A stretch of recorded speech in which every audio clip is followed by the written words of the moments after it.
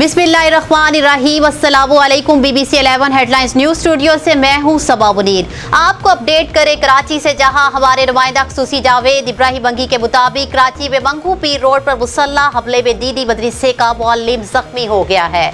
Karachi central के इलाके नाज़िमाबाद में वाक़या दीदी मदरसे का मुअल्लिम मंगू पीर रोड पर मोटरसाइकिल सवार मुज़िबान की फायरिंग से शदीद जख्मी हो गया।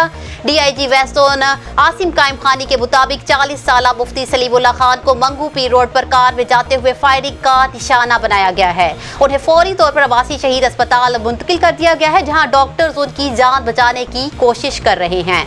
पुलिस के मुताबिक सलीमुल्लाह खान नाज़िमाबाद में मस्जिद खैरुल अव्वल के करीब मदरसे के मुअल्लिम हैं। वो आज सुबह कार में अपनी अहलिया, बच्चों और 2 सालियों के हमरा औरंगी टाउन जा रहे थे कि मंगू पीर रोड पर मोटरसाइकिल पर सवार 2 मुज़िबान ने फायरिंग कर दी।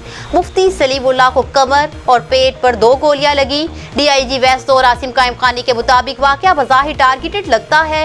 वाज़ेह तस्दीक से नहीं कह सकते कि ज़ाती दुश्मनी की बुनियाद पर मुफ्ती सलीमुल्लाह को निशाना बनाया गया है या वारदात किसी और वजह का शाखसाना है।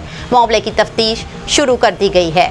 न्यूज़ स्टूडियो से फिल वक्त इतना ही। मज़ीद तफसीलात और अपडेट्स के लिए देखते रहिए BBC 11 हेडलाइंस न्यूज़।